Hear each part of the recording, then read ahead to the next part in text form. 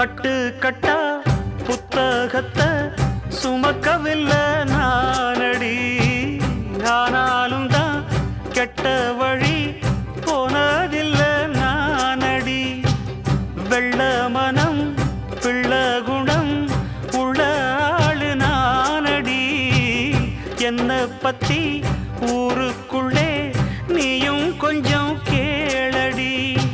படிப்பு ஒன்னே வாழ்க்கையா, பாசம் வந்து இல்லையா? படிப்பில்லாமல் வாழ்க்கையில் உயர்ந்த மேதை இல்லையா? உன்னை கண் போலத்தான் வச்சு காப்பேனடி.